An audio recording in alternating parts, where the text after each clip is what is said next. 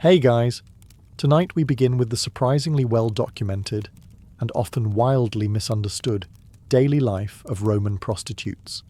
So, before you get comfortable, take a moment to like the video and subscribe, but only if you genuinely enjoy what I do here. And let me know in the comments where you're tuning in from and what time it is for you. It's always fascinating to see who's joining us from around the world. Now, dim the lights, maybe turn on a fan for that soft background hum, and let's ease into tonight's journey together. You wake up, or more accurately, you regain consciousness, in a space barely large enough to turn around without elbowing a wall. Congratulations, you live in a cellar, the ancient Roman version of a work-from-home setup, if your home was a broom closet and your job required body oil. These rooms were standard issue for many of Rome's working women. Located in brothels, lupanars, or stacked above taverns and bathhouses, they were tiny, windowless chambers that doubled as both living quarters and workspace. Think of it as a studio apartment, designed by someone who hates light, air, and privacy. Your mattress is straw-stuffed, possibly shared with fleas, and smells faintly of wine, smoke, and disappointment. If you're lucky, there's a small oil lamp. If you're really lucky, it hasn't been stolen. Your few possessions, some cheap makeup, a comb, and maybe a bronze mirror if times are good, are shoved into the corner like they too are tired of being here. There's no running water. There's no plumbing. There's a bucket you try not to think about. Bathing? That'll be a group activity later at the nearest public bathhouse, where the water is communal and the awkward eye contact is free. But there's no time to lounge, because your room is also your office, and business hours are whenever someone knocks, or barges in, or yells through the door. Yes, privacy is a modern concept. Here in Rome, walls are suggestions and doors are decorative. Most days begin with a quick clean-up of the room. Sweep out yesterday's dust, wine stains, and any lost sandals left behind by last night's visitors. Then comes the prep. Face powder, rouge, and enough perfume to qualify as flammable. You're not trying to smell good. You're trying to smell better than the guy in line behind you. You practice your best sultry half-smile in the bronze mirror, not because it works, but because pretending helps. A customer once described you as charmingly awake, and you're still riding the emotional high from that, because here in the cellar, every day begins the same, cramped, rushed, and filled with just enough dignity to make it to lunchtime. After waking up in your glorified broom closet, it's time to prepare for another day of impressing clients and surviving public judgment. But first, hygiene, or what passed for it in ancient Rome. There is, of course, no private bathroom. That luxury is reserved for the wealthy, and even they just had pots with ambition. As a working girl in a city that worships marble statues but accepts open sewers, your best option is the nearest public fountain or bathhouse, depending on your mood and threshold for awkward nudity. If you're pressed for time, and let's face it, you usually are, you go for the quick rinse at the communal fountain. Splash some water on your face, rinse out your mouth with wine if you're fancy, and hope the fountain hasn't been used to clean a chicken that morning. There's no soap, but maybe you've got a bit of natron, a salty cleaning powder that exfoliates your skin and your self-esteem. If business is slow and coins are jangling in your little purse, you might splurge on a visit to the public baths, the great Roman equalizer. Everyone's there. Merchants, soldiers, philosophers, and that guy who talks too loudly about his hemorrhoids. You undress, store your belongings in a niche you trust way too easily, and wade into tepid water full of floating philosophical debates and someone else's toenail. Inside, you sweat in the steam room, scrape yourself with a strigil, a curved metal blade, and enjoy a brief moment of being the cleanest person in your street, a title that lasts about 5 minutes. After the bath, you dry off, apply more perfume, and try to remember if anyone's invented deodorant yet. They haven't. To finish the look, a bit of chalk-based face powder, a hint of rouge for the cheeks and lips, and kohl around the eyes. Not to highlight your beauty, to hide the fatigue. Clients don't want to see the woman who's already dealt with 3 senators and a sailor before noon. They want mystery, allure, and someone who doesn't smell like old lentils. Now that you're washed, or at least convincingly perfumed, it's time to get dressed. And while Roman society had a lot of complicated opinions about fashion, there was one outfit that made things very clear: the female toga. Yes, toga. That flowing white garment we usually associate with senators, emperors, and frat parties. But here's the twist. In Rome, a woman wearing a toga wasn't making a political statement. She was making a professional one. It was a visual billboard for, "I'm not a respectable matron, and I am available for negotiation."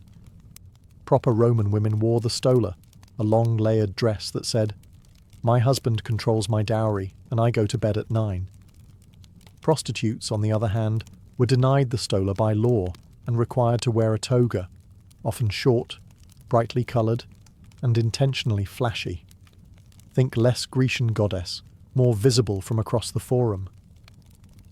The look was usually accessorised with cheap jewellery, bronze or glass beads, maybe some loud earrings. The goal wasn't elegance, it was visibility. When you're competing with 20 other women in a 100-metre radius, subtlety is a luxury you can't afford. Footwear? Likely simple sandals, maybe even barefoot depending on location and budget. Comfort wasn't a priority. You're going to spend a lot of the day standing, walking, and occasionally sprinting away from a bad client or an overzealous moralist. Hair was its own ordeal. Roman prostitutes often curled and dyed their hair, sometimes wearing wigs, especially blonde ones, imported from Gaul. Blonde hair had a certain exotic appeal in Rome, kind of like imported luxury soap, only more alive. And let's not forget the finishing touches. Makeup. Pale face powder to contrast with red lips and cheeks, and thick kohl eyeliner to make your eyes pop. Or at least look less sleep-deprived. Once fully dressed, you looked obvious. And that was the point. In a city of 1 million people, your outfit was your business card.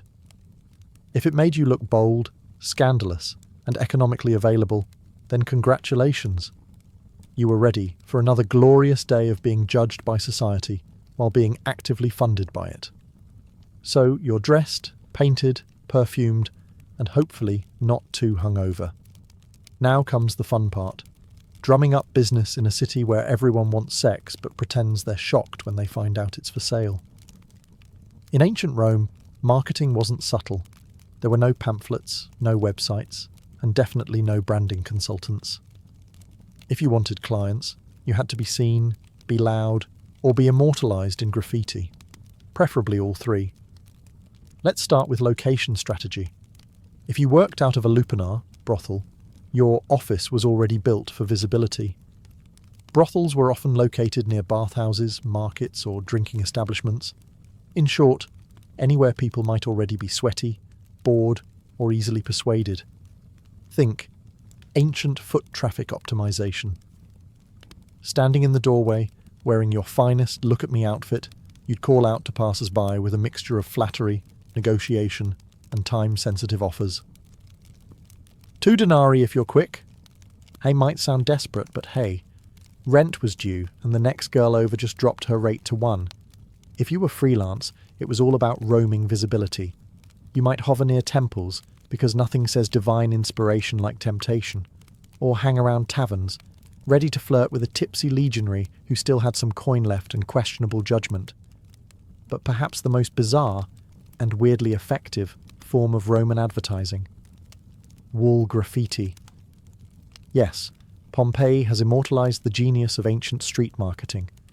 Brothel walls were plastered with handwritten reviews like, "Maritimus gave me the best time of my life," or "Felicia, 2 denarii, very fast service." These weren't just vandalism, they were ancient Yelp, unfiltered, unregulated, and very, very public. Some women even paid someone to write their name and specialty somewhere visible, usually near tavern entrances or on columns. Others let their clients do the writing, which, as you might expect, ranged from glowing praise to confused haikus about being robbed. All this made one thing clear.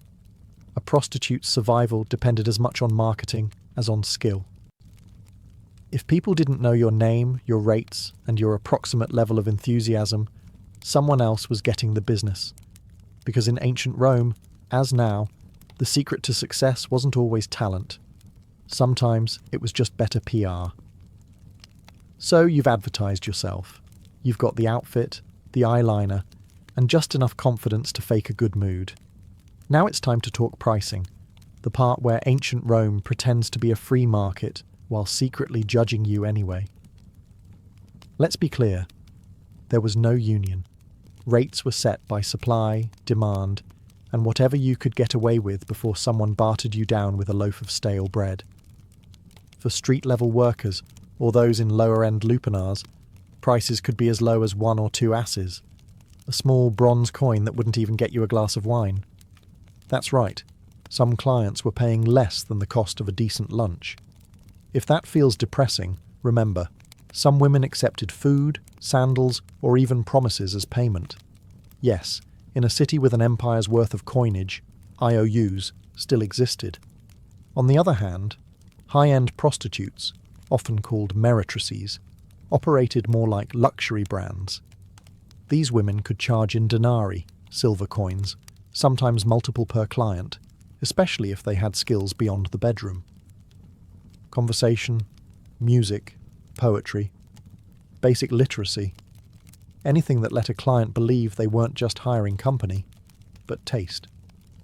Some prostitutes even had niches, not architectural ones, marketing ones. Maybe you specialized in working with sailors, or performing erotic dances, or reciting poetry during the act. Don't laugh. Ovid probably inspired someone. The more unique your brand, the less replaceable you became. Repeat clients might get a discount, or not. It depended entirely on whether they paid on time or smelled like fermented cabbage, and if you worked under a pimp or brothel owner, a hefty cut of your earnings disappeared before you saw a single coin. Some women were enslaved, which meant they didn't get paid at all, just food, shelter, and a vague promise that one day they might buy their freedom if they somehow won the Roman lottery. Welcome to the lupanar, the Roman brothel. It's not luxurious, but it has walls, which already makes it more dignified than working behind a tavern. Technically, it's a place of business. Realistically, it's a sweaty stone maze of bad decisions. The term lupanar comes from lupa, meaning she-wolf, which the Romans used as slang for prostitute. That's right. Your job title was also your animal comparison. Not exactly empowering, but at least it's consistent. Most lupanars were 2-story buildings crammed between bathhouses and bars, perfect for catching foot traffic from half-drunk senators and bored sailors. Inside, you've got a narrow hallway lined with tiny rooms, each equipped with a stone bed, a thin mattress, and just enough space to reconsider your life choices. No doors, just curtains, for that open floor plan vibe. Privacy? That's something rich matrons had. You've got damp linen and the sound of someone snoring through your shift wall. You're not alone, of course. A proper lupanar had several working women and one delightful parasite known as the Leno, pimp, or Lena, madam. Their job was to take a cut of your earnings, promise repairs that never happened, and occasionally yell things like, "Work faster, he's important." Clients ranged from nervous teenagers to sweaty legionaries and balding senators claiming this was just a philosophical visit. Some were in and out faster than a dropped denarius. Others tried to talk about their poetry, which frankly was worse. During downtime, you'd sit near the entrance, giving your best "I'm flirty but dead inside" expression while calling out to passing foot traffic. Marketing was mostly volume-based. 2 coins! Special today! I'll pretend to listen. And yes, the walls were covered in graffiti, ancient Yelp reviews etched lovingly into the plaster. Felix was here, twice, or Thais gives a good time. Occasionally someone got artsy and drew pictures. Proportions were rarely accurate. Confidence, however, was never lacking. Working in a lupanar wasn't glamorous, but it was consistent. A roof over your head, a bed, if you squint, and if nothing else, you'd always have a front row seat to humanity's weirdest parade. Not every Roman prostitute worked in a lupanar. Some preferred, or were assigned to, the equally glamorous world of taverns. If the brothel was a chaotic office cubicle, the tavern was more like working in an open-air startup, with more vomit and fewer stock options. Taverns, kolpanai or popinai, were where Rome's finest drunkards, merchants, off-duty soldiers, and guys named Gaius with gambling debts gathered to drink, shout, and pretend they understood Virgil. For prostitutes working here, the motto was simple: serve the wine, sell the charm, dodge the gropes. A typical shift involved pouring watered-down wine into dirty cups for people who wouldn't notice the difference anyway. With your other hand, you flirted just enough to keep the denarii flowing, but not so much that a brawl broke out. Unless that brawl was entertaining, in which case, carry on. Unlike the brothel, taverns were technically food establishments, so you had the delightful backdrop of boiled cabbage, fish sauce, and body odour. It was an aroma that clung to your tunic and your soul. But it also meant you could upsell a client. For 2 more coins, I'll pretend you don't reek of garum. Some women worked the back rooms or upstairs areas, making the tavern a part-time brothel with table service. Others kept things more casual, offering company, lap-sitting, and heavily suggestive compliments like, "Your toga looks clean." This was high praise in Rome. Payment was often immediate. Credit did not exist. If a client tried to delay, you had options: yell, threaten, or grab the bouncer, who was usually a retired gladiator with one eye and a short temper. The upside: taverns offered more foot traffic and sometimes better tips. The downside: you were a waitress, therapist, and hostage negotiator all at once, and no one tipped for emotional labour. And of course, there was the endless soundtrack: shouting, dice clacking, lyre players trying to impress women, and the occasional argument over who invented democracy. Working tavern duty was unpredictable, exhausting, and smelled like despair. But it paid the bills.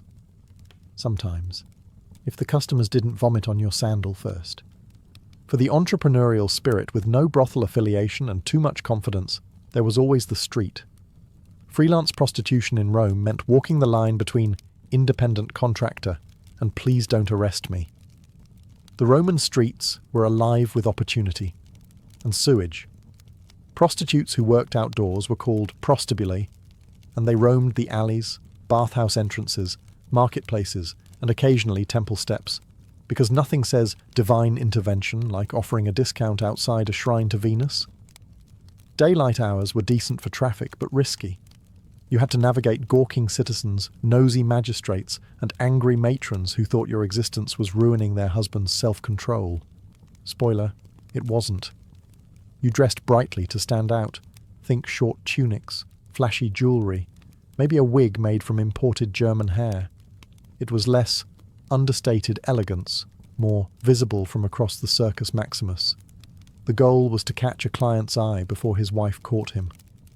Approaching a potential customer involved a delicate dance of flirtation, timing, and not getting mistaken for someone's runaway slave. You'd smile, compliment his sandals, and casually mention your rate before the local vigils, street guards, decided your entrepreneurialism was public disorder. Some clients were polite, others were aggressively cheap, and a few were very confused and just wanted directions to the bathhouse. You learned quickly to tell them apart, mostly by the level of eye contact and how many coins they jingled. Competition was fierce. You weren't just up against fellow prostibulae, you were up against free lovers, drunken party girls, and retired gladiators with a side hustle. Everyone was trying to make a denarius. There were no benefits, no security, just your charm, your wits, and the ability to walk very fast in sandals. Some carried small knives or relied on nearby tavern bouncers. Others simply prayed that tonight's customers weren't philosophers with commitment issues. Still, for all its chaos, the street scene had its advantages. You set your own hours, kept your own profits, and didn't have to answer to a Leno breathing down your neck. Sure, the job came with the occasional drunk goat or philosophical heckler, but at least you were your own boss, in a city where bosses were rarely the good guys. If you thought the life of a Roman prostitute was already tough, allow us to introduce your least favourite client, the Roman tax collector. Yes, the Roman Empire, brilliant engineers, conquerors of the Mediterranean, champions of togas, also invented a dedicated tax on prostitutes. It was called the vectigul ex capturis, and it ensured that even your most awkward encounters contributed to Rome's public infrastructure. Congratulations, your nightly services just funded another aqueduct. The tax wasn't just unofficial pocket skimming either. This was a state-sanctioned system, managed by professional collectors known as publicani, men who were somehow both boring and terrifying. They kept detailed records, demanded payment in cash, and probably judged your perfume choices while scribbling on their wax tablets. To legally operate, prostitutes had to register with the aediles, the Roman equivalent of a city inspector, with an affinity for paperwork and moral superiority. Upon registration, you were entered into an official list of sex workers. Think of it as joining a trade union, except there were no benefits, and instead of a card, you got a branding. Literally. Yes, some sex workers, especially enslaved ones, were branded or tattooed with marks like Lupa or their owner's name. If you're wondering how that made clients feel, don't worry. The branding wasn't for them. It was to ensure you couldn't pretend to be respectable later. And the tax rate. It varied depending on location, class, and whether your clients were sad senators or discount gladiators. But it always stung. You paid per act or per week, depending on the region, and there was no deduction for emotional labour, uncomfortable silences, or existential dread.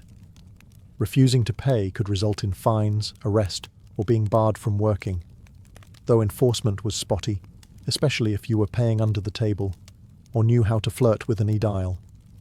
Still, for a profession already swimming in stigma, this tax added insult to injury. Rome was essentially saying, "We disapprove of your lifestyle. Also, give us 10%. But hey, on the bright side, at least you could proudly say your labour was helping to fund another temple, probably dedicated to a goddess who still wouldn't return your prayers. In Rome, being a prostitute meant you had legal permission to exist, and social permission to be endlessly judged. Yes, prostitution was tolerated by the law, taxed, regulated, even registered. But that didn't stop every senator, priest, and bored philosopher from telling you how much they disapproved of you, often while zipping up their tunic. Enter the moral police, not an official squad with batons, but a vast unpaid network of senators, priests, matrons, and writers who all believed it was their divine duty to shame you while enjoying the fruits of your labour behind closed doors. At the top of the hypocrisy food chain was the Roman Senate, a group of aging elites who believed in preserving Roman virtue, a concept they typically defined as whatever we're not caught doing. Many of them publicly railed against moral decay while maintaining discreet tabs at every brothel from the Forum to Subura. Then you had the aediles, Rome's actual public officials who enforced laws on cleanliness, order, and decency. Their job was to regulate brothels, inspect establishments, and sometimes fine women for being too obvious about their profession, which, again, was legally required to be obvious. You couldn't make it subtle if you tried. Writers like Juvenal and Seneca had a field day. They mocked prostitutes in verse, lumping them in with greedy merchants, loud women, and, horror of horrors, women who read books. And yet these same writers gave vivid, suspiciously detailed descriptions of brothel life. Almost as if they'd done extensive research. Even Roman matrons, the respectable wives of the elite, got in on the judgment. They wouldn't speak to you, of course, but they'd walk past your street corner with a gaze that could sterilize a fig tree. Some even petitioned for laws banning prostitutes from wearing jewellery or entering public baths, which is rich considering many of their husbands treated bathhouse visits like part-time jobs. Working as a Roman prostitute came with certain occupational hazards, namely disease, injury, and whatever that thing was the sailor from Brundisium left behind. Welcome to the health and wellness chapter, where the only prescription is, hope you survive. Let's begin with the big one, venereal disease. Ancient Rome didn't have germ theory, but they did know that some men left you with more than a coin purse and a bad poem. There are Roman texts that describe symptoms ranging from persistent itching to things falling off that shouldn't. The medical advice? Usually a mix of vinegar washes, herbal ointments, and desperate prayers to Venus. Pregnancy was another ever-present concern. There was no birth control pill, but there were options if you had the guts and the budget. Prostitutes used natural contraceptives like silphium, an extinct plant famously over-harvested for this exact reason, animal intestines as crude condoms, and wool tampons soaked in herbal concoctions. Effectiveness? Somewhere between maybe and miracle. If pregnancy occurred, things got complicated. Some women carried to term and raised their children, often within the brothel itself. Others gave infants up to foundling homes, or worse, the open streets. Infanticide wasn't legal, but turning a blind eye, that was practically a civic duty. For day-to-day ailments, sore muscles, cuts, stress-induced rage blackouts, the go-to remedy was usually wine, opium, or a slap from your leaner to stop whining. If that failed, you might visit a temple of Asclepius and sleep on the floor hoping for a healing dream. Ancient wellness culture was less spa weekend and more mystical nap with side effects. Infections were common. Hygiene was ambitious. There were no gloves, no antiseptics, and absolutely no one washing their hands before sticking fingers where fingers had no business being. And let's not forget the emotional toll. Depression, trauma, anxiety, all part of the job. Rome didn't have therapists. You had fellow prostitutes, wine, and the occasional stray cat who listened without judgment. In a city where divine intervention was blamed for everything from floods to flatulence, prostitutes weren't just dodging moral judgment. They were also trying to stay on the gods' good side, or at least bribe them for health, luck, and a low-maintenance clientele. Religion in Rome was a full-time job, and the gods were always watching, judging, occasionally cursing. But the divine pantheon had a few deities who were, let's say, more lenient toward your profession. First there was Venus, goddess of love, beauty, and general poor decision-making. Many prostitutes dedicated small altars to her in their rooms. Offerings of flowers, perfume, or a coin were made in hopes of attracting wealth, charm, or at the very least, clients who didn't smell like boiled goat. Then came Fortuna, goddess of luck. Given how random your daily income was, ranging from a gold bracelet to 3 mouldy grapes and a promise, Fortuna was kind of a big deal. You might wear a charm bearing her likeness, or mumble a quick prayer before a customer with too many rings and suspiciously clean sandals walked in. But religion wasn't all glitter and flirtation. The darker side of belief included superstition, omens, and magical countermeasures, because when in doubt, blame the spirits. You'd burn incense to ward off the evil eye, tie red cords around your ankle for protection, or hire a professional witch to curse a rival prostitute's hairline. Don't laugh. Cursed tablets, called defixiones, have been found all over Roman brothel districts, many reading like ancient Yelp revenge reviews. May her tongue rot. May her clients dry up. May she trip in the street and land in donkey dung. If you were enslaved, you might also pray to Mercury, the god of commerce and transactions, because let's be honest, your life was one long receipt. And if you were lucky enough to save up for freedom, Libertas, the goddess of liberty, got a private altar and a slightly more expensive candle. All this spiritual effort wasn't just tradition, it was survival with flair. When Rome gave you judgment, disease, and rude senators, the gods were your HR department. Mostly useless, occasionally helpful, and always accepting offerings. Love, in the Roman world of prostitution, was complicated. At best, it was a pleasant delusion, and at worst, a financial liability in a tunic. Clients fell in love all the time, or claimed they did, usually after 3 cups of wine and half a monologue about their mother. Some were sincere, some were drunk, and some were trying to get a discount.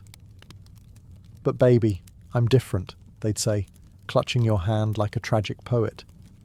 And you'd nod politely, mentally calculating how much they still owed you. Some working women reciprocated these feelings, or at least pretended to. Emotional labour was part of the package. Smile, listen, pretend his toga doesn't smell like despair. For a few clients, you might even develop something real: attachment, affection, or just mutual exhaustion. But more often than not, romance was a dangerous distraction, especially when you remembered that Rome legally categorized you as infamis, meaning you could not legally marry a citizen even if you wanted to. That didn't stop people from trying. There are tales of prostitutes who fell in love with their regulars, who were promised freedom, marriage, a house with a garden, only to end up abandoned the moment another woman with better eyeliner walked by. There were also clients who genuinely adored their favourite companion, showering them with gifts, poems, and occasionally actual manumission, the legal act of freeing a slave. These stories exist, but they were the exception, not the rule. Among fellow prostitutes, real bonds were more likely. You worked side by side, endured the same insults, shared the same lice. Some of these friendships became sisterhoods. Others became quiet romantic partnerships hidden beneath the radar of Roman patriarchy, which believed women couldn't fall in love with anyone except a man with a sword collection. And of course, there were lies you told yourself. That one day you'd quit, that your best client really would take you away, that if you could just save a little more, you'd open a perfume shop in Ostia and never look back. Maybe it wasn't true, but in Rome, everyone had a fantasy. Yours just came with better lighting and lower expectations. In the Roman world of sex work, beauty was currency, and youth was the exchange rate. So what happened when the blush wore off, the client stopped lingering, and your joints started popping louder than your earrings? Simple. You aged out, but you didn't disappear. Some women, having saved carefully, or miraculously had a client with both money and follow-through, managed to buy their freedom if they were enslaved and start over. The luckiest opened taverns or bathhouses, renting out rooms to the next generation of desperate optimists. Others became madams, linae, the brothel version of upper management. Less action, more shouting. As a lina, you didn't need to be young or pretty. You needed to be sharp, intimidating, and fluent in threats involving sandals and overdue debts. You ran the schedules, kept the books, and made sure the curtains were only mildly horrifying. Clients feared you. Workers pretended to respect you. The Edels sighed when they saw you coming. Other retired sex workers leaned into fortune-telling. After all, when you've heard every confession and watched every mistake walk through the door, predicting doom becomes second nature. A few became unofficial therapists, wise women, or herbalists, offering advice laced with sarcasm and slightly incorrect medical suggestions. But many simply kept working, because Rome wasn't in the habit of offering pensions to women who'd spent 2 decades in a toga. Older prostitutes still had clients, they just adjusted their marketing. Less blushing flower, more experienced, discreet, and tolerates poetry.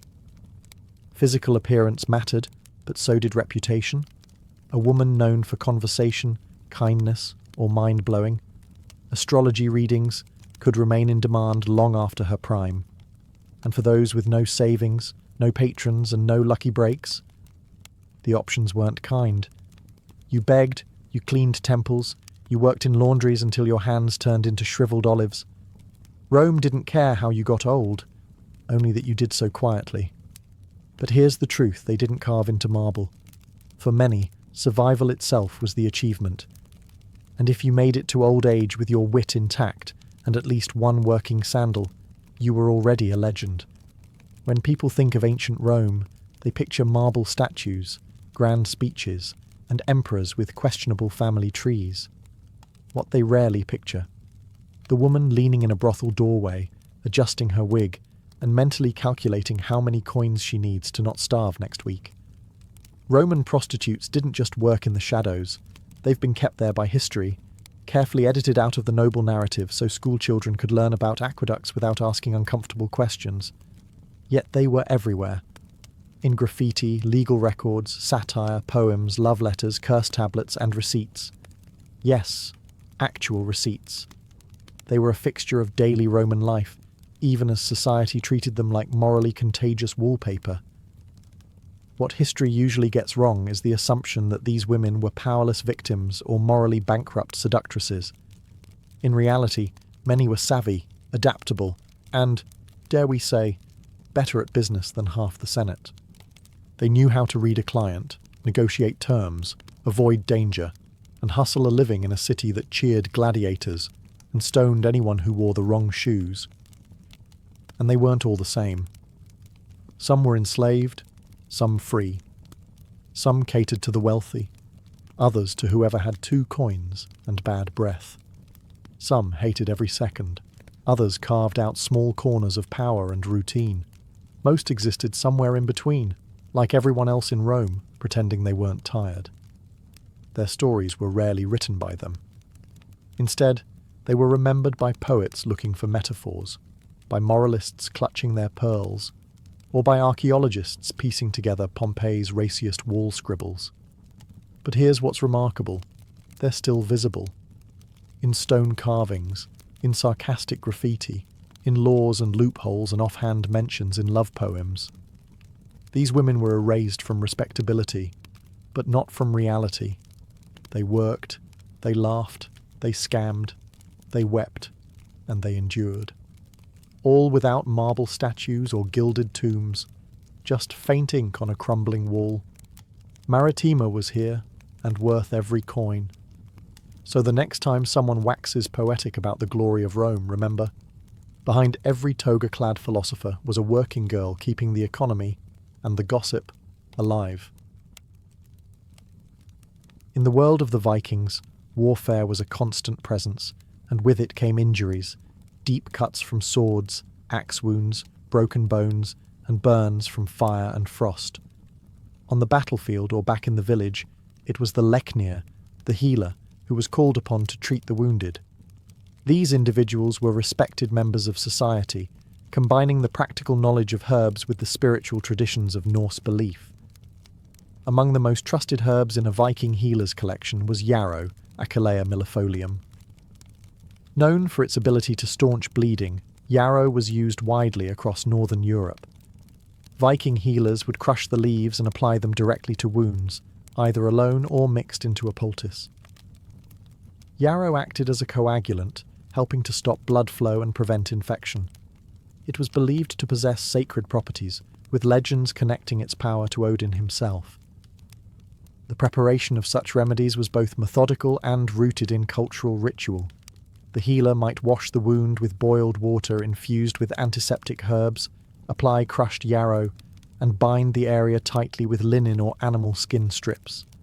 In some cases, chants or prayers were recited during the process, invoking protection or healing from the gods. Healing was not just physical, it was also spiritual. Beyond battlefield wounds, yarrow was used internally as well. A tea made from its flowers and leaves could reduce fevers, ease digestive complaints, or help relieve menstrual cramps. It was a versatile plant, and one that could be found growing throughout the Viking homelands, in fields, near rivers, or in small garden plots maintained by women of the household. Healers in Viking society had a deep understanding of their environment. They knew which plants grew in which seasons, how to harvest them properly, and how to preserve them for use during the long, dark winters. Knowledge was passed down through generations, often from mother to daughter, or from elder to apprentice. These traditions blended elements of Germanic herbal lore with the rich cosmology of Norse mythology. In a world without hospitals or modern antibiotics, the skill of the healer and the power of plants like yarrow were essential to survival and to maintaining strength in a warrior-driven culture. While yarrow addressed bleeding and surface wounds, the Viking healers' battle against infection required deeper remedies. One of the most revered herbs in this regard was Angelica, Angelica archangelica, a tall aromatic plant with hollow stalks and umbrella-shaped clusters of greenish-white flowers. It thrived in the cold climates of Scandinavia and was considered so valuable that it was cultivated in monastery gardens long after the Viking Age ended. Angelica held a central place in early northern European medicine, prized for its broad-spectrum medicinal properties. Viking healers used the root, leaves and seeds to prepare a variety of treatments.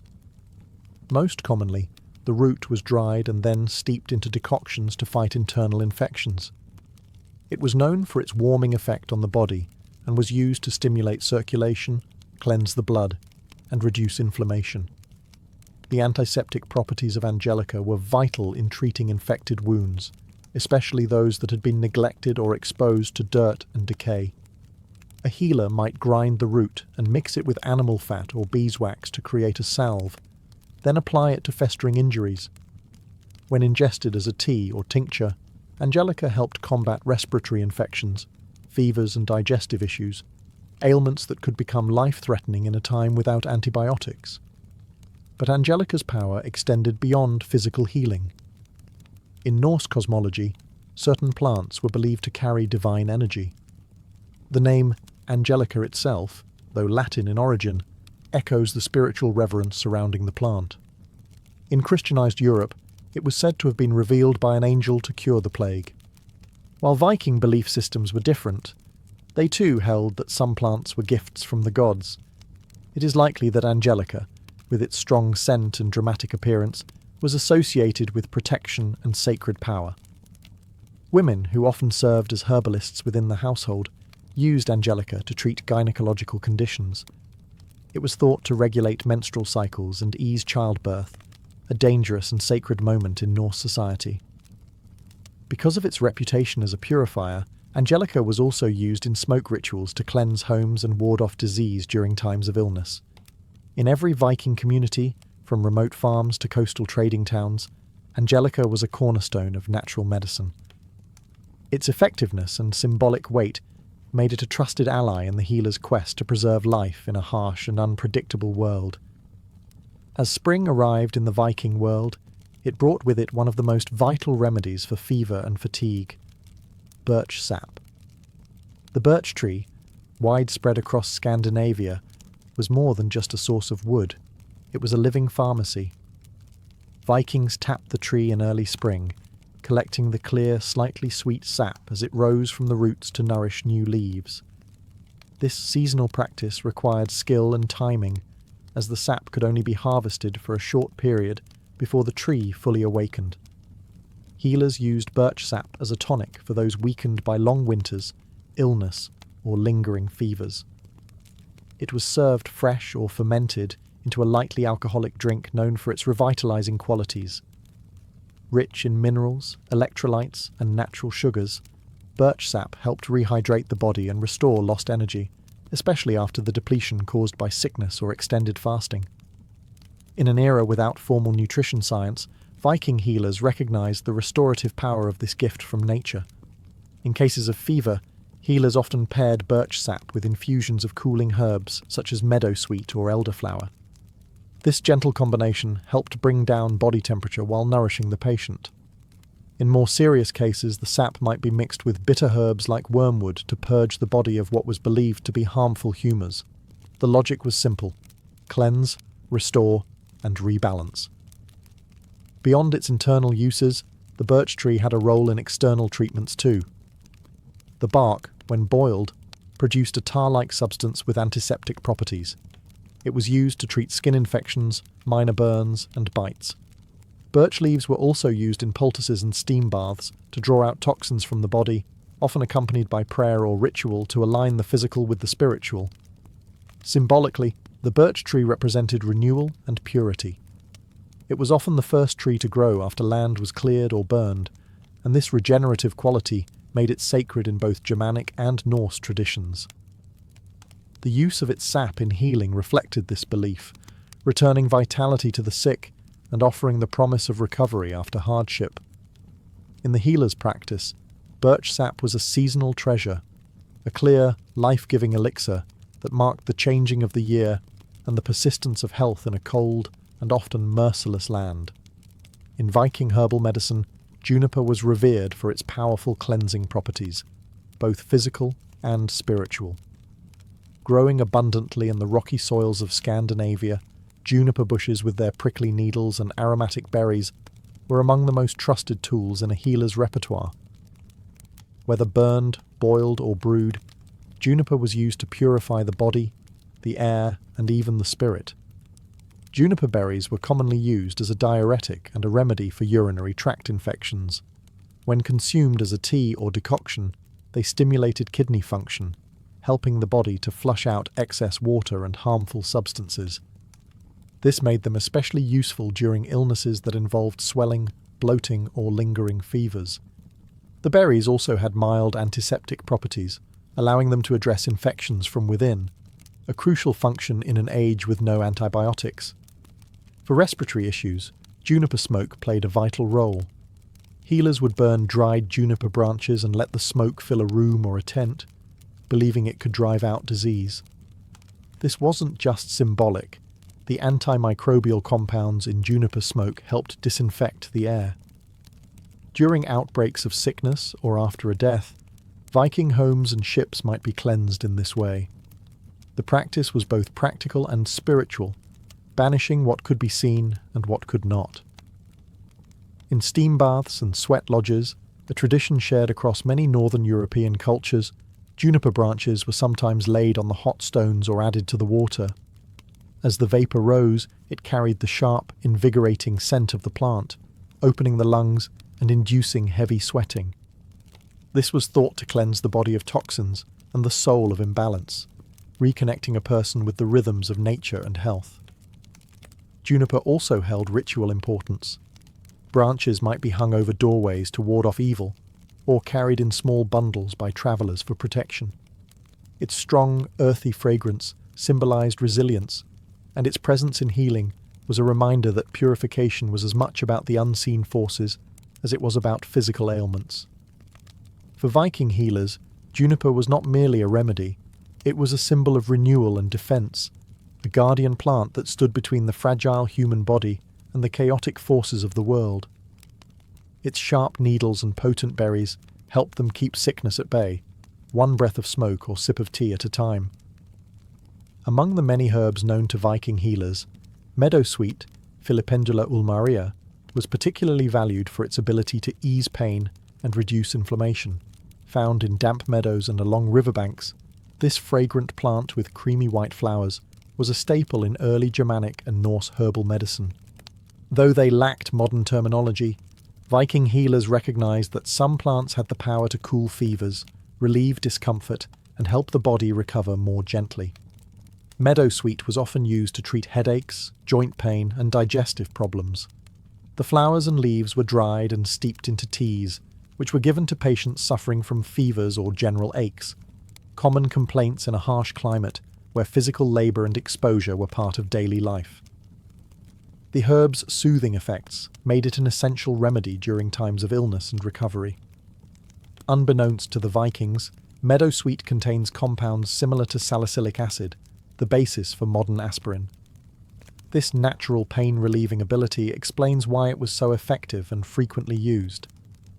Healers didn't know the chemistry, but they knew the results: less fever, reduced swelling, and relief from discomfort. These benefits were especially important during the winter months when colds, joint pain, and respiratory infections were widespread. For digestive issues, meadowsweet was considered a gentle treatment for nausea, heartburn, and stomach cramps. Its calming properties helped settle the stomach, and it was sometimes combined with other herbs like chamomile or mint if available, to create a broader treatment. The plant's sweet scent also made it a comforting addition to healing rituals, which often blended the sensory with the medicinal. Meadowsweet's role wasn't limited to physical healing. Its delicate, almost ethereal presence tied it to the natural cycles of growth and decay, life and death. As with many Viking remedies, its use may have included symbolic gestures, such as laying its flowers near the ill, or including it in burial rites to ease the journey to the afterlife. Some sagas and later folk traditions refer to sweet-smelling herbs as gifts from the gods or spirits of the land. In a culture that respected strength, but understood the necessity of healing, meadowsweet was a quiet, yet powerful ally. It helped warriors rest, allowed children to recover, and gave the elderly comfort in their final years. For the healer, it was one of the gentlest and most reliable tools in their care. Mugwort, Artemisia vulgaris, held a special place in the Viking healer's practice, not only as a medicinal herb, but also as a spiritual tool. Known across northern Europe for its bitter aroma and silvery leaves, mugwort was considered one of the most sacred plants in Germanic tradition. For Viking societies, where healing was never just physical, mugwort served as a bridge between the body, the mind, and the unseen world. Medicinally, mugwort was used to treat a wide range of ailments. It helped with digestive problems, menstrual irregularities, and fatigue. A tea made from its leaves was used to ease stomach cramps, stimulate appetite, and support the liver. Viking women in particular relied on mugwort to regulate their cycles and aid with childbirth. In a world without midwives or formal obstetrics, the healer's knowledge of such herbs was vital for survival during pregnancy and delivery. Mugwort also had powerful nervine properties, meaning it calmed the nervous system. For warriors who experienced restlessness or nightmares, mugwort tea or smoke was thought to restore inner balance and protect the mind. Sleep, which was often disturbed after battle or illness, could be coaxed back by burning dried mugwort near the bedside or placing it under the pillow. This wasn't simply superstition. Many aromatic herbs do have mild sedative effects, but beyond its medicinal uses, mugwort was strongly linked to ritual and magic. Viking healers and wise women, often referred to as volur or seidkunur, used mugwort in ceremonies to invoke dreams, protection, or visions. It was sometimes burned during rites of cider, the Norse form of trance magic and prophecy. The rising smoke was believed to carry prayers to the gods or ward off harmful spirits. Healers might also use mugwort during solstice ceremonies, seasonal changes, or in times of emotional distress. A bundle of mugwort could be hung over the door for protection, carried in a pouch during travel, or placed on the body during healing rituals. Its bitter scent and strong energy made it a plant of thresholds, used when the body or soul was in transition. To the Viking healer, mugwort was more than a plant. It was an ancient ally, one that stood at the intersection of medicine and magic, guiding the sick not only toward physical recovery, but toward spiritual realignment with the world and the gods. Among the most practical and powerful remedies in the Viking healer's collection was garlic, Allium sativum. Though not native to Scandinavia, garlic had long been traded across Europe and may have reached the Viking world through early contact with the British Isles, Frankish territories, and Eastern markets. Its strong scent and potent medicinal qualities made it an essential part of early Norse medicine, especially for infections, parasites, and protection against disease. Garlic's antibacterial and antifungal properties were well known, even if not scientifically understood. Viking healers used crushed garlic in poultices to clean wounds and prevent festering, particularly important for injuries sustained during battle or travel. When applied directly to cuts, garlic could kill harmful microbes and reduce inflammation. Though painful, this treatment was effective in preventing deeper infections in a time when even minor wounds could turn deadly. Internally, garlic was often eaten raw, pounded into pastes, or brewed into strong infusions. It was believed to strengthen the immune system, purify the blood, and warm the body during illness. In harsh northern winters, when colds, fevers, and coughs were widespread, garlic served as a valuable tonic. It was sometimes combined with honey, another antimicrobial agent, to make the strong flavour more palatable and to enhance its healing effect. Garlic was also used to treat parasites, especially intestinal worms, which were common due to poor sanitation and frequent contact with livestock. A mixture of garlic and vinegar was administered in small doses to purge the body. Its pungent nature made it a strong cleansing agent. and its association with vitality gave it symbolic weight in Norse healing traditions. Beyond the body, garlic was believed to repel evil spirits and malevolent forces. Healers or household members might hang braided garlic near doorways or in sleeping areas, not just to ward off disease, but to protect from unseen dangers, especially during times of illness, war, or childbirth. It served both as a physical remedy and a spiritual safeguard. For Viking warriors, garlic was not only a cure, but a form of daily defense. Before raids or journeys, some are believed to have consumed it as part of preparation, viewing its strength and fire as a shield within the body. In this way, garlic stood as a symbol of endurance, fighting infection, energizing the weak, and anchoring the body in a dangerous, ever-changing world. In the Viking Age, the stinging nettle, Urtica dioica, was more than a nuisance. It was a plant of power. Despite its painful sting, nettle was one of the most useful and respected herbs in Norse healing traditions. It grew abundantly in meadows, forest edges, and near settlements, making it easily accessible to healers and households alike. Its medicinal benefits were numerous, and its resilience in harsh conditions mirrored the strength and endurance the Vikings valued. Nettle was used primarily to treat conditions related to blood and vitality. Viking healers prepared nettle teas or broths to combat fatigue, iron deficiency, and overall weakness. Rich in iron, calcium, and vitamin C, nettle acted as a natural tonic, especially important during long winters when fresh food was scarce and illness spread easily. Warriors recovering from battle or children recovering from fever were often given nettle to rebuild strength. The leaves were dried or cooked to reduce their sting and then brewed into infusions. These drinks were believed to purify the blood, promote circulation, and encourage the body to rid itself of harmful substances. Nettle also had a mild diuretic effect, making it useful for treating fluid retention and joint pain, common issues among labourers and older community members. In external treatments, nettle was sometimes used in surprising ways. The practice of urtication, striking sore limbs with fresh nettle stalks, was used to stimulate circulation and relieve arthritis or muscle stiffness. Though painful, it was believed to bring warmth and life back to cold or stiff areas of the body. This method, though unusual by modern standards, was rooted in generations of observation and belief in the plant's invigorating properties. Nettle also served practical roles beyond medicine. Its fibres were used to make rope, fishing nets, and even cloth, especially during times when flax or wool were scarce. This dual utility, nourishing the body and supporting daily life, made nettle a deeply integrated part of Viking culture. Symbolically, nettle was a plant of resilience. It thrived in disturbed soil and returned year after year, no matter how often it was cut back. In Norse society, where survival required both strength and adaptation, nettle embodied those values. For the healer, it was a reminder that even the most painful plants could bring healing, and that power often came from what first seemed harmful.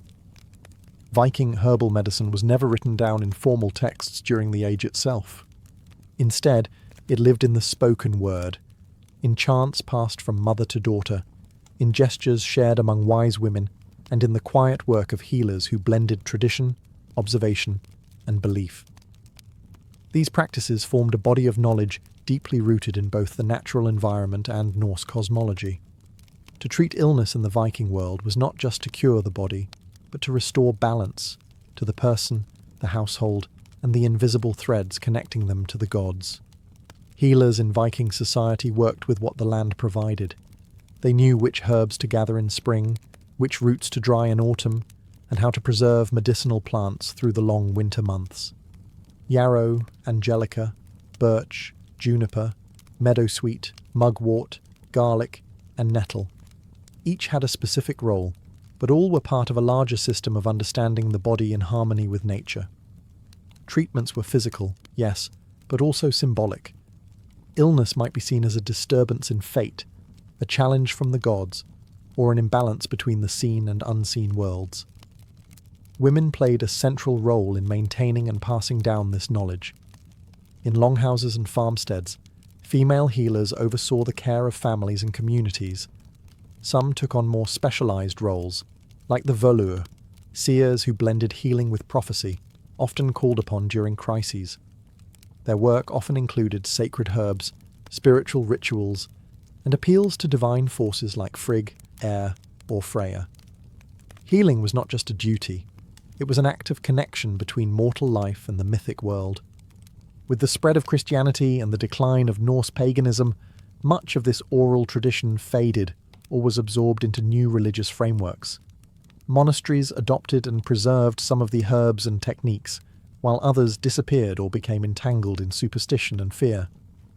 But echoes of Viking herbal medicine can still be found today, in Scandinavian folk healing, in modern herbalism, and in the renewed interest in ancestral plant knowledge. The legacy of Viking healers lies not just in the herbs they used, but in the worldview they preserved, that nature holds power, that healing is both physical and spiritual, and that wisdom often resides in the hands of those who listen to the land. Joan of Arc was born in the winter of 1412 in the rural village of Domremy, a quiet hamlet in northeastern France, nestled near the border of Burgundy. At the time, France was fractured by war and civil unrest. The 100 Years' War between England and France had already dragged on for decades, and northern France was caught in the crossfire. Joan was born into this turbulence, the daughter of Jacques d'Arc and Isabelle Romay, devout peasants who raised their children in the Roman Catholic faith. Her family lived modestly. They owned a small patch of land, a few animals, and relied on farming to survive. Joan was not taught to read or write, like most girls of her class, but she was known for her hard work and deep religious devotion from an early age. She spent much of her childhood helping around the house, tending sheep and attending church. Her world was humble and steeped in faith. The voices she would later claim to hear would come to someone who already spent hours in prayer and contemplation. Domremy itself was a contested area. Though technically loyal to the French crown, it bordered Burgundian territory, a faction allied with the English. The threat of violence was constant. Raids by Anglo-Burgundian forces occasionally swept through the region, destroying crops and burning homes. Joan would have grown up with stories of heroism and defeat, of saints and warriors, of kings and traitors. Her early years were shaped by instability, fear, and a longing for peace. Despite the fear that hung over France, Joan's childhood was not without community. She was well liked in the village and described by neighbours as kind, pious, and unusually serious for her age. She often prayed at a nearby chapel dedicated to the Virgin Mary, where she would later claim her divine mission began. These years laid the spiritual and emotional foundation for what would come. Her faith, her loyalty to the king, and her sense of purpose were not formed in the royal court, but in the fields and chapels of her village. From such humble origins, no one could have imagined that this peasant girl, illiterate, unknown, and barely a teenager, would one day stand before kings, lead armies, and challenge the might of empires. At the age of 13, Joan of Arc's life changed forever. She later testified that in the summer of 1425, while alone in her father's garden, she experienced a vision, accompanied by a voice that seemed to come from beyond this world. At first, she was afraid. The voice, surrounded by a dazzling light, was accompanied by the appearance of figures she identified as Saint Michael, Saint Catherine, and Saint Margaret, 3 powerful saints in Catholic tradition. These visions would continue, growing in intensity and clarity over time. The message was clear but extraordinary. She was chosen by God to help save France. More specifically, her divine mission was to drive the English out of French territory and to ensure the coronation of Charles, the Dauphin, as the rightful king of France. It was a staggering revelation for a young peasant girl with no military experience, no formal education, and no standing in society. Joan told no one at first. She kept the visions private, fearing disbelief or punishment. But the voices persisted, urging her to act. Over the next few years, she became increasingly convinced that her mission was real. she began to devote herself even more deeply to prayer, fasting, and religious discipline, believing that her purity and obedience were essential for fulfilling God's will. By 1428, the political and military situation in France had worsened. The English had captured much of northern France, and the city of Orléans, a key stronghold, was under siege. The Dauphin Charles remained uncrowned, his legitimacy in question. Joan, now 16, believed the time had come to act. She travelled to the nearby town of Vaucouleurs and requested an audience with the local commander, Robert de Baudricourt, claiming she had a message for the king. At first, Baudricourt and his men laughed her off. The teenage girl claiming divine guidance was hardly taken seriously. But Joan was persistent. She returned again and again, speaking with a conviction that unsettled some and impressed others. Eventually, after hearing reports of her reputation for piety and learning that she had predicted a military setback in Orléans before news had reached the town, Baudricourt relented. He agreed to send her, dressed in men's clothing and under armed escort, to meet the Dauphin. Joan's journey from peasant child to military envoy had begun, led by visions, faith, and an unshakable sense of destiny. In early 1429, Joan of Arc arrived in Chinon, where Charles, the uncrowned Dauphin of France, held his court. The journey had been long and dangerous. She travelled more than 300 miles through enemy territory, dressed as a man to avoid attention and assault. When she finally stood before the royal court, she was met with skepticism and curiosity. Charles, unsure of her motives and wary of trickery, decided to test her. To begin, he disguised himself in plain clothes and hid among his courtiers. Joan, having never seen him before, immediately picked him out and addressed him directly. Witnesses were astonished. She reportedly told him details that only he and his closest advisers would have known, possibly regarding a private prayer or secret doubt. For many in the court, it was the first sign that something beyond explanation was at work. Still, Charles was cautious. He ordered that Joan be examined by theologians and church officials in Poitiers. For several weeks she was questioned about her visions, her morality, and her doctrine. She was a teenage girl being grilled by learned men, yet she answered with composure and confidence. Her virginity was tested, as it was believed her purity was essential for her divine mission. The examiners found nothing heretical in her claims and noted her remarkable character and intelligence, despite her lack of formal education. The court's advisers concluded she could be sent to Orléans with the army. But first, Joan requested something symbolic, something that would signal her role not merely as a soldier, but as a divine emissary. She asked for a banner. The banner she received was white, embroidered with an image of Christ and the words Jesus Maria. It would become her most treasured possession, and she carried it into every battle, declaring that she preferred the banner to the sword.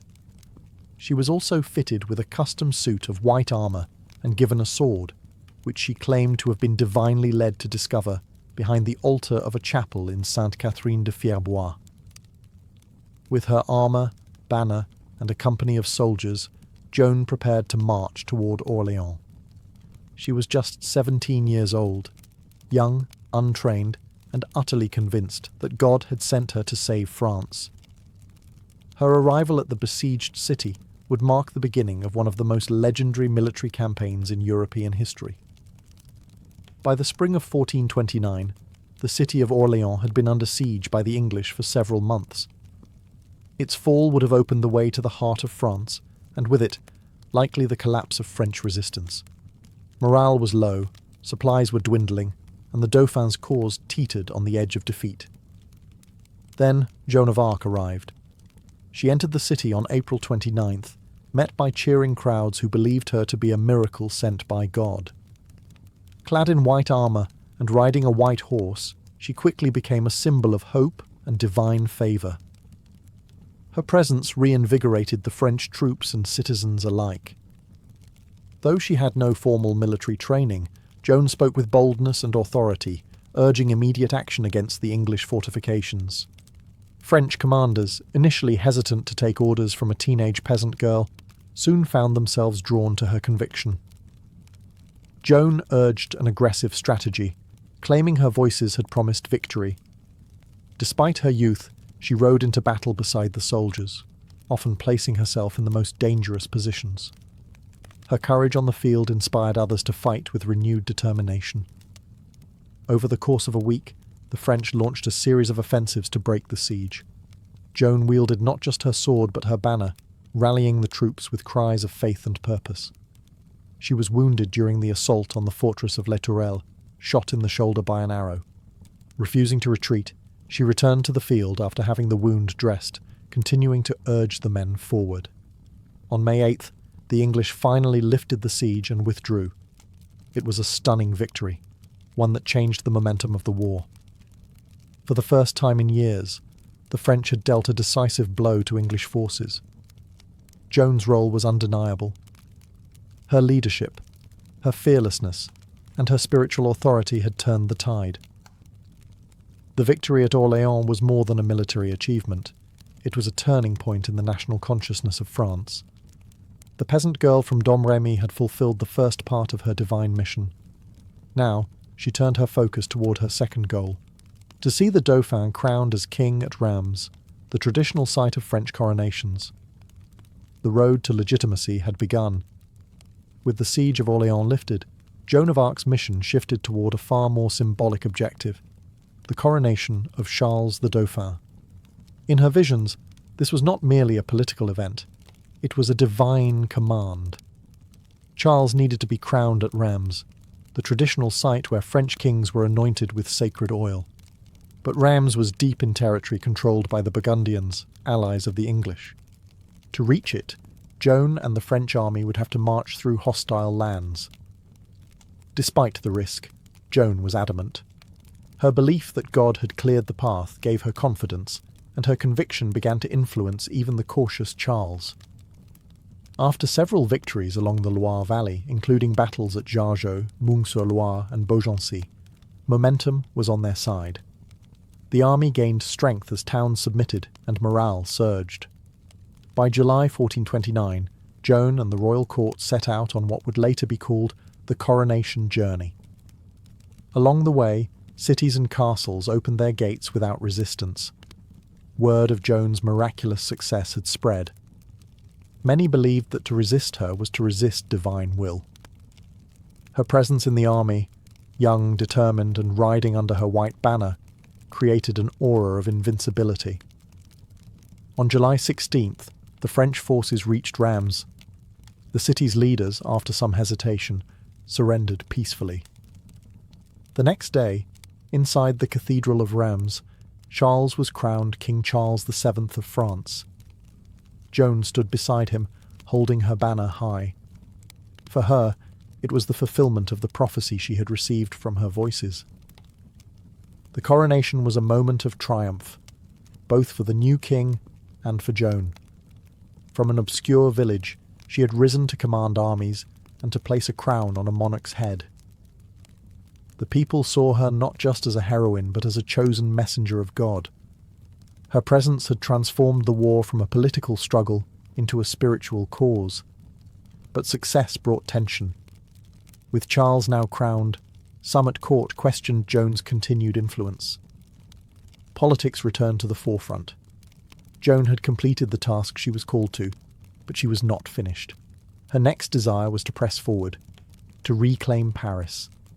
Yet the support she once commanded so easily was beginning to waver. After the coronation at Reims, Joan of Arc pushed for a bold new objective: the liberation of Paris, still under English and Burgundian control. For Joan, reclaiming the French capital was not just a political necessity.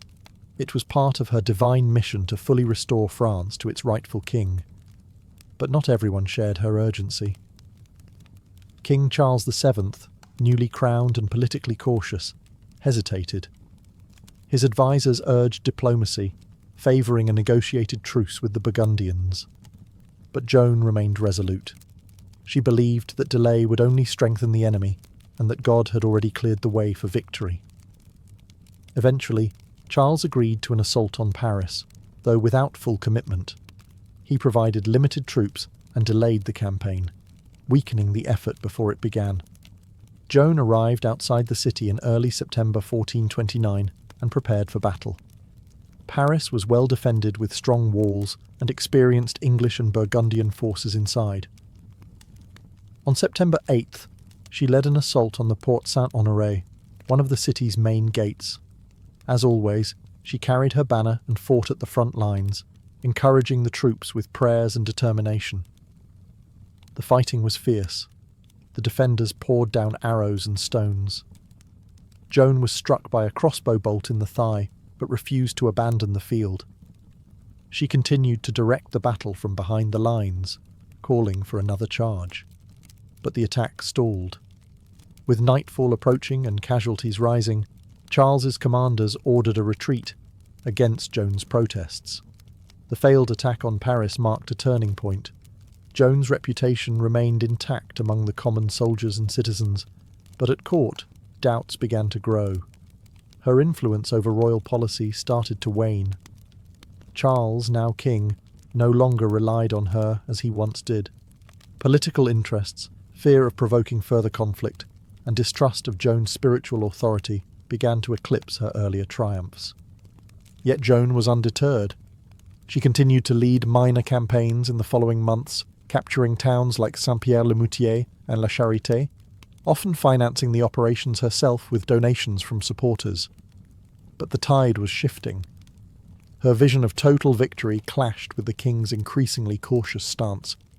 Despite her injuries, her dwindling support, and the growing political isolation, Joan remained convinced that her mission was not yet complete.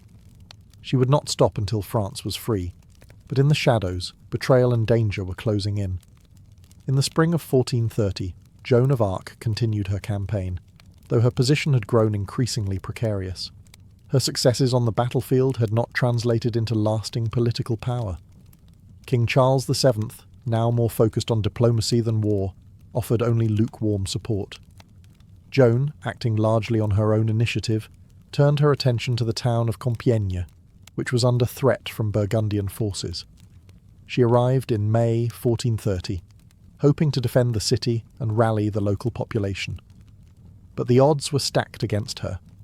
The Burgundians, allies of the English, were closing in with superior numbers. On May 23rd, Joan led a small force in a sortie to challenge the besiegers and disrupt their lines. As the battle unfolded outside the city walls, French forces were pushed back. Joan remained behind to cover the retreat, determined to protect her soldiers. In the chaos, the city gates closed too soon. Joan and a few companions were trapped outside. Surrounded by Burgundian cavalry, she fought until she was pulled from her horse and taken captive. Her capture was a devastating blow, not only for Joan herself, but for the morale of the French people. The girl who had once lifted the siege of Orléans and crowned a king now found herself a prisoner. The Burgundians held Joan for months, treating her more as a political prize than a common captive. She was eventually sold to the English for a large sum, an act that confirmed her status as a threat to their cause. The English viewed her not only as a military adversary, but as a dangerous symbol of resistance and divine legitimacy. Throughout her captivity, Joan attempted escape more than once. In one instance, she jumped from a high tower, injuring herself badly, but surviving. Even in chains, her will remained unbroken. She demanded to be treated as a noble prisoner of war, not as a criminal or heretic. But the English had other plans. They did not intend to hold her indefinitely. They meant to destroy her credibility, her image, and the power she had come to represent. Her trial was already being prepared. Joan's capture at Compiègne marked the beginning of her final, most harrowing chapter. She had risen from obscurity to the heights of power, only to be betrayed, abandoned, and delivered into the hands of her enemies. But her story was far from over. After months in Burgundian custody, Joan of Arc was transferred to English hands and brought to Rouen, the English administrative capital in occupied Normandy. There, beginning in January 1431, she faced a formal ecclesiastical trial, not as a prisoner of war, but as a heretic, a designation that allowed her captors to strip her of honour and execute her under church law. The trial was orchestrated by the English but carried out by a panel of pro-English French clergy, led by Bishop Pr0stitutes, a staunch opponent of Joan and loyal to the Burgundian cause. Its true goal was not justice, but the destruction of Joan's legacy. By branding her a heretic, the English sought to undermine the legitimacy of Charles VII, whose coronation she had enabled. Joan was held in a secular prison, guarded by male soldiers, a direct violation of church law. She was denied access to legal counsel, threatened with torture, and interrogated repeatedly, often for hours at a time without rest or support. Despite being a 19-year-old peasant girl facing some of the most educated men in France, she defended herself with remarkable intelligence and composure. Over the course of several months, she was questioned about her visions, her clothing, her faith, and her role in the war. The judges focused especially on her claim to divine voices and her habit of wearing men's clothing, an act considered both heretical and unnatural by church standards. Despite their pressure, Joan remained firm in her testimony. She maintained that her voices came from God, that she had acted in obedience to divine command, and that she had always remained faithful to the church. At one point, when asked whether she believed she was in God's grace, she famously responded, "If I am not, may God place me there. If I am, may God keep me there." It was a powerful answer, neither arrogant nor self-condemning, and one that impressed even her inquisitors. But the outcome was never truly in question. Political necessity outweighed truth. Joan was eventually condemned for heresy, based largely on her refusal to renounce her visions and her insistence on wearing male attire, which she had resumed in prison for protection. Her sentence was death. The girl who had once lifted a nation would now be silenced, not by defeat in battle, but by a court of men determined to erase her from history, or so they thought. On the morning of May 30th, 1431, Joan of Arc was led to the marketplace in Rouen, tied to a wooden stake and burned alive. She was just 19 years old. As the flames rose around her, she reportedly called out the name of Jesus repeatedly and asked for a cross to be held before her eyes. A soldier, moved by her courage, handed her a small wooden cross. Witnesses said she faced death with calm resolve. Her execution was meant to be final, a warning, a silencing of a dangerous symbol. But it had the opposite effect. Instead of being erased, Joan became a martyr. Even English and Burgundian observers were disturbed by the spectacle. Some wept. Others openly questioned whether the church had committed a grave injustice. One of the English clerics present was said to have exclaimed, "We are lost! We have burned a saint!" Over the years that followed, Joan's image only grew stronger.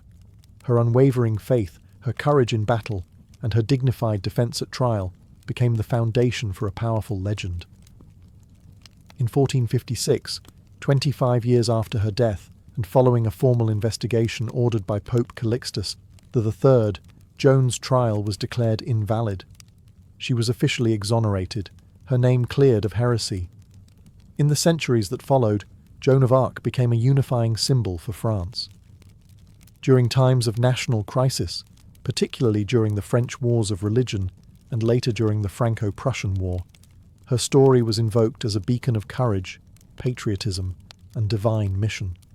Artists, writers, and historians immortalized her life. Her face appeared in stained glass, sculpture, and literature. She was celebrated as both a warrior and a mystic, a simple peasant and a national heroine. In 1920, nearly 500 years after her execution, the Catholic Church formally canonized Joan of Arc as a saint. The girl who had been condemned by church officials was now one of its most revered figures. Her feast day is celebrated on May 30th, the anniversary of her martyrdom. Today, Joan of Arc remains one of the most iconic figures in world history. Her life defied every expectation. Peasant, prophet, warrior, prisoner, saint. Through faith and conviction, she altered the course of a kingdom. Through fire, she entered legend. And through memory, she lives on. The life of a medieval baker began in darkness. Long before roosters crowed or church bells tolled, bakers were already hard at work. Their day often started around midnight, when most of the town was fast asleep. The quiet streets were cold and still, but inside the bakehouse, flames crackled, flour dust hung in the air, and the rhythm of kneading began. Medieval bread wasn't made on a whim. It required precise timing and a practiced hand. Bakers relied on sourdough starters, carefully nurtured fermenting dough that gave rise and flavour to the loaves. There were no commercial yeasts. Everything was done by feel, smell, and experience.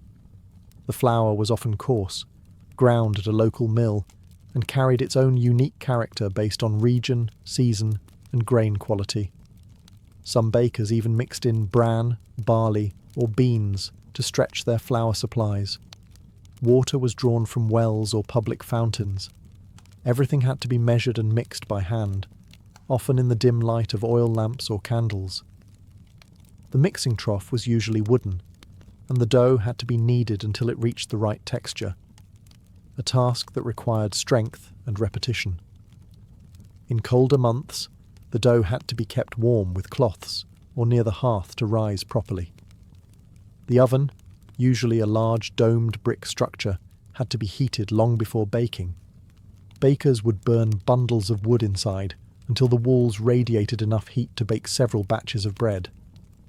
Ashes were raked out carefully, and the oven floor cleaned with a damp cloth or a wooden peel before the loaves were slid in. By the time the town stirred, merchants setting up stalls, church doors opening for morning mass, the baker's first loaves were already out of the oven. The smell of warm bread filled the air. It was the scent of sustenance, of daily survival.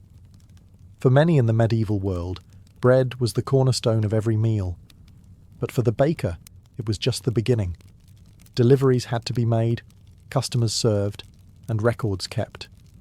And once the ovens cooled and the counters cleared, there was little time to rest, because tomorrow's dough would need mixing before the moon set again. In medieval towns, the baker's work never truly ended. To master the daily grind of medieval baking, a baker needed more than just flour and fire. They relied on a trusted set of tools, each shaped by generations of craftsmanship. The bakehouse itself was often a simple stone or timber-framed structure, but inside, it was a specialized world. Every item had a purpose, and efficiency could mean the difference between profit and punishment. The heart of any bakery was the oven. Typically made of clay or brick, these were dome-shaped and massive, designed to retain heat for hours. Heating the oven wasn't quick. Bundles of wood, often oak or beech, were burned inside until the walls radiated the ideal temperature. Then the ashes were raked out and the bread loaded using a peel, a long-handled wooden paddle that allowed bakers to slide loaves deep into the hot chamber without burning themselves. The kneading trough was another essential item, usually carved from a single block of wood or built from heavy planks. These troughs were wide and low, allowing bakers to lean into their work. The dough was mixed and worked by hand, and larger bakeries sometimes had several troughs going at once to keep up with demand. Measuring tools were primitive but vital. Most bakers used wooden scoops or hand-carved measures for flour and salt, though consistency varied. Scales were rare, and accuracy was often enforced by local guilds or town officials. Cheating customers by underweighting loaves could lead to heavy fines, or worse. Flour was stored in cloth sacks or wooden barrels, while water was hauled in buckets from wells or streams. Some bakeries also had sieves for removing husks or debris, especially in more prosperous towns where finer bread was expected by wealthier clients. Coarser flours, however, were common for the lower classes. Perhaps the most valuable tool was the baker's hands, calloused, experienced, and trained by years of repetition. They knew when dough was ready, when the oven was hot enough, and when a loaf was just beginning to sing its final crusty notes. Everything had to be cleaned and prepared before the next day. The tools, humble though they seemed, were part of a larger rhythm, a cycle of labour, skill, and heat that transformed raw grain into life-sustaining bread. In the hands of a medieval baker, each tool helped feed a town. In the medieval world, bread was more than food. It was the foundation of every meal and a marker of social class. Nearly everyone ate it daily, but not all bread was created equal. What you ate said a great deal about who you were. The wealthiest citizens, nobles, clergy, and prosperous merchants demanded the finest bread, known as manchet, or white bread. Made from finely sifted wheat flour, this bread was soft, pale, and expensive. Producing it required extra labour, grinding, sifting out bran, and using only the most refined parts of the grain. This labour-intensive process raised its cost, placing it far out of reach for commoners. For townsfolk and tradesmen, ravel or wheaten bread was the standard. Still made from wheat, it was less refined, slightly darker, and more nutritious. It struck a balance between cost and quality, and bakers sold it in greater quantities than manchet. In some towns, regulations dictated that this bread must be sold at a fixed weight and price, preventing bakers from exploiting the hungry. But for the poor, the labourers, peasants, and beggars, there was maslin or black bread, often made from a mix of rye, barley, oats, and whatever else was available. This bread was dense, coarse, and sometimes bitter. In hard times, bakers might even stretch it with beans, peas, or chestnut flour. It was filling, yes, but also a reminder of one's place in society. In monasteries, bread varied depending on the order. Some monks ate simple loaves in keeping with their vows of poverty, while wealthier institutions produced high-quality white bread for guests and ranking clergy. Bread was also used as a social tool. During feasts, wealthy lords would use trenchers, thick slices of stale bread, as plates. After the meal, these were either eaten by servants or given to the poor. Charity was often dispensed in the form of bread, handed out at monastery gates or from noble kitchens. A skilled baker had to understand these divisions. They didn't just bake one type of loaf. They produced multiple varieties daily to meet the needs of the entire town. Bread wasn't just nourishment. It was economy, hierarchy, and identity, baked into every crust. In a world where most people lived on little, bread defined who had more and who survived on less. Being a baker in medieval Europe was not just a matter of skill, it was also a matter of law. Bread was considered so essential to life that its production was heavily regulated by local authorities and trade guilds.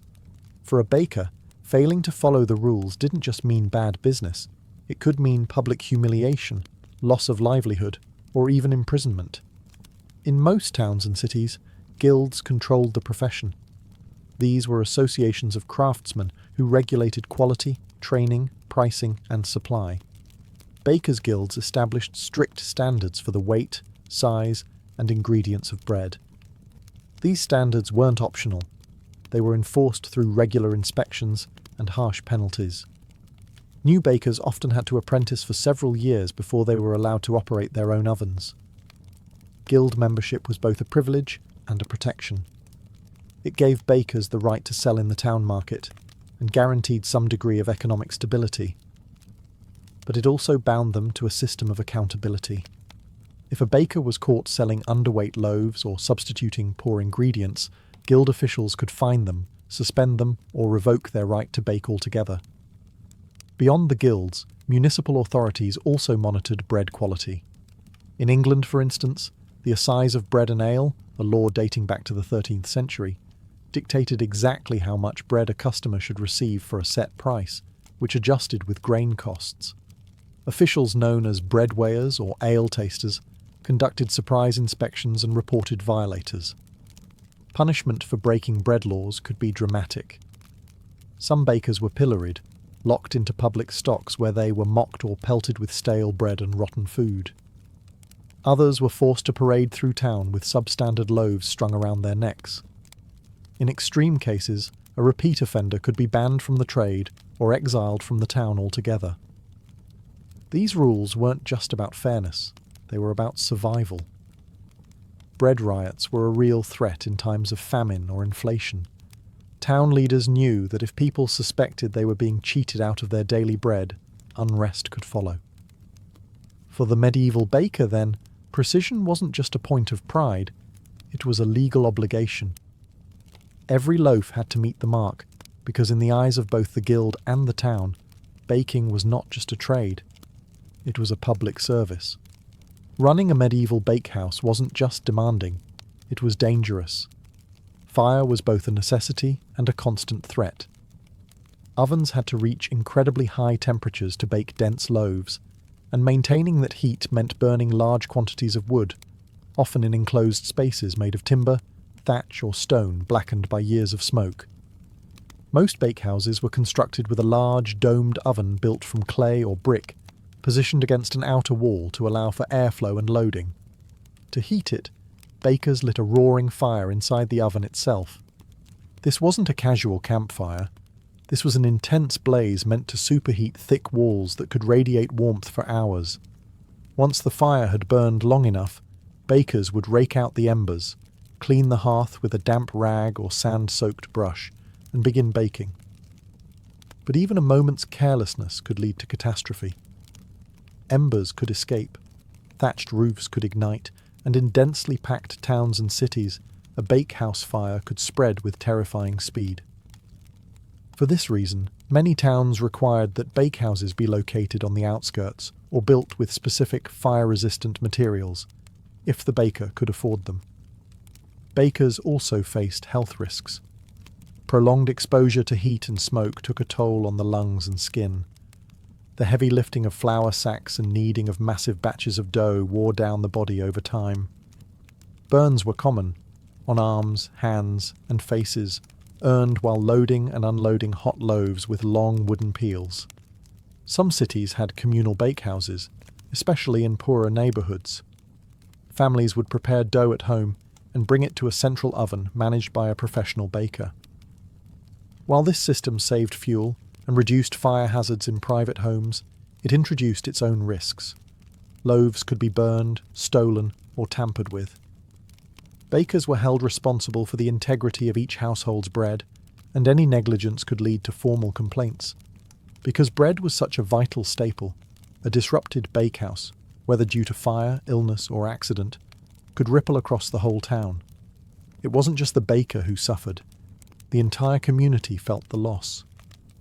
Despite these dangers, the bakehouse remained the beating heart of daily life. It was a place of labour, heat, and vital routine, where risk and reward burned side by side with every glowing loaf. While the image of the medieval baker often centres on male guild members and apprentices, women played a critical, if often overlooked, role in the daily production of bread. In many towns and villages, especially outside major cities, women were the primary bakers for both family and community. Their presence in the bakehouse was essential to keeping the ovens hot and the population fed. In rural areas, household baking was typically done by women. They baked for their families using communal ovens or small hearths, and in times of surplus, they might sell loaves at market or from their doorstep. For many women, this side trade in bread offered a rare source of independent income.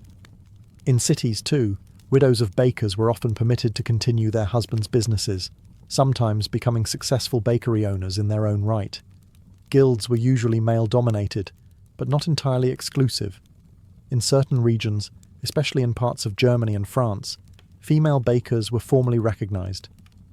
Women could inherit licenses, run bakeries, and train apprentices, including daughters or nieces. Some even petitioned for full guild rights and won them, though this required navigating legal and social challenges. Women in bakehouses performed the same grueling work as men, mixing dough in massive troughs, hauling water and flour, managing oven temperatures, and selling bread in markets. Many also worked as bread sellers, walking through the streets with baskets balanced on their heads or carts loaded with loaves. These women were often the face of the bakery, dealing directly with customers and managing daily sales. Despite their labour, women were often paid less and received less recognition than their male counterparts. They were more vulnerable to accusations of selling underweight bread or poor quality loaves, and faced harsh penalties for infractions. Still, their contribution was essential, especially during times of war or plague when men were absent and communities relied on women to sustain the food supply. Baking also intersected with motherhood and caretaking. A woman who could bake well was seen as capable and respectable, keeping her household fed, preserving traditions, and passing down knowledge. In many families, recipes and baking techniques were handed down from mother to daughter like heirlooms. In every corner of medieval society, from noble kitchens to village ovens, women shaped the world through bread. Though history often left them unnamed, their hands were among the first to touch the dough that would nourish entire towns. In medieval Europe, bread wasn't just food, it was sacred. Few institutions influenced bread making more than the church, which not only consumed vast quantities of bread, but also shaped its symbolism, regulation, and distribution. In monasteries, cathedrals, and village chapels alike, bread was a symbol of life, sacrifice, and divine presence. At the heart of this connection was the Eucharist, the Christian rite in which bread became the body of Christ. The preparation of this bread, often called the host, was subject to strict guidelines.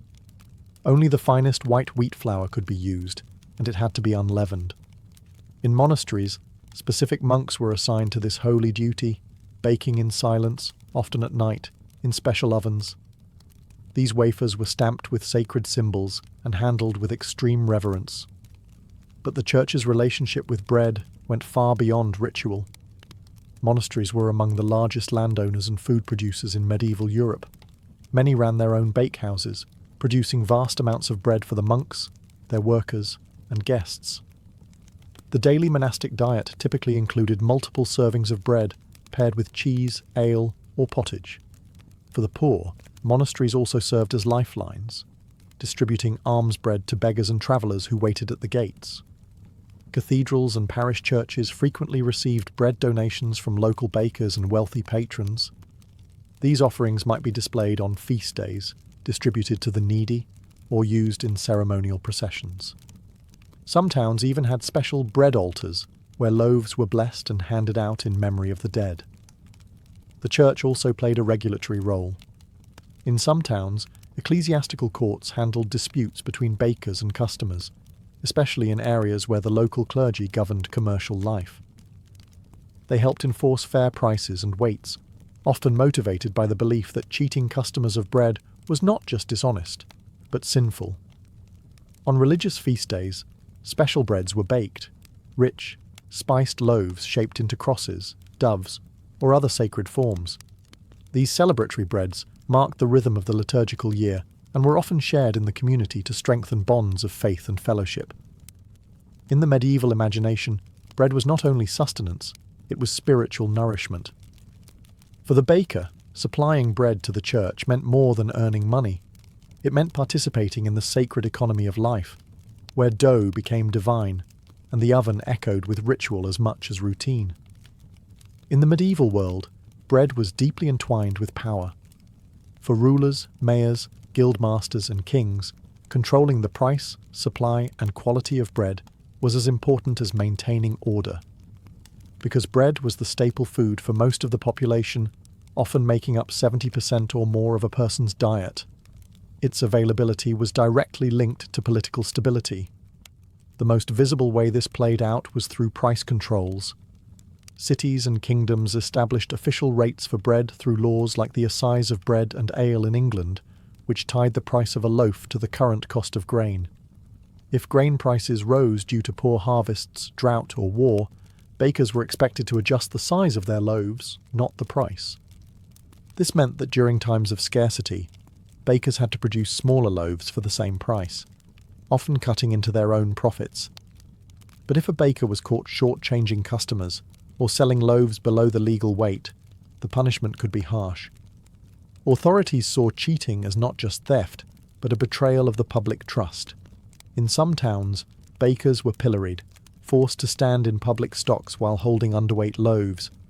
Others were fined, shamed, or even banned from baking. Bakers were also required to keep detailed records of grain purchases, flour usage, and the number of loaves baked. Inspectors could show up unannounced to weigh loaves and examine ovens.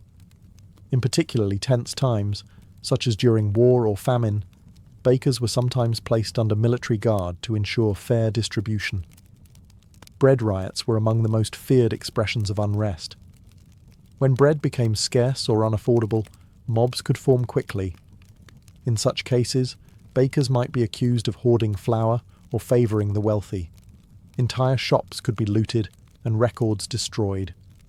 To maintain peace, city officials would sometimes seize grain stocks or subsidise bread to prevent starvation and protest. Because of its centrality to life, bread became a tool of both charity and control. Rulers handed out bread during public celebrations or religious festivals to win favour with the people. In castles, lords ensured their retainers and servants had ample supplies, reinforcing loyalty. And in towns, a steady stream of affordable bread was seen as the mark of good governance. In medieval politics, bread wasn't just food, it was power. And the baker stood at the intersection of hunger and authority. Though rarely named in chronicles or praised in songs, the medieval baker left behind a legacy that shaped the very foundation of everyday life. In a world of castles and cathedrals, kings and knights, it was the humble baker who fed the people. And while their work was done in darkness, before the town ever woke, its impact touched every household.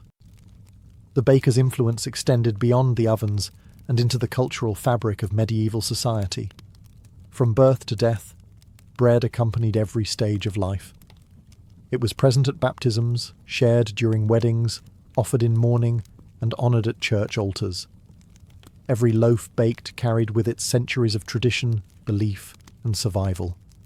The skills of the baker were passed down through generations, often within families or apprenticeships. Techniques were taught by hand and by repetition. How to feel when dough was ready, how to read the oven's heat without a thermometer, how to stretch flour in lean times without sacrificing quality. These traditions were deeply rooted in place and community. A baker in one region might favour rye and oats, while another relied on barley or imported wheat. Every town had its own flavour. Over time, as cities grew and trade expanded, the role of the baker evolved. By the late Middle Ages, commercial bakeries became more common, and baking began to shift from small household craft to full-fledged industry. Innovations like windmills and watermills improved flour production, and better road systems helped grain move from farms to markets more efficiently. Despite this progress, the essential rhythm of baking remained unchanged: rise, knead, shape, fire, feed. It was a cycle as old as civilization, and the medieval baker stood as its quiet custodian. Even today, echoes of their work survive. In languages around the world, the word for companion derives from Latin com panis, with bread. A reminder that sharing bread meant sharing life. The guilds that once regulated bakers paved the way for modern food safety standards, and the communal ovens of medieval villages laid the foundation for today's neighbourhood bakeries. In the end, the medieval baker's legacy is not just in the loaves they made, but in the sustained life of a community. Through flour, fire, and faith, they fed more than bodies. They nourished entire societies.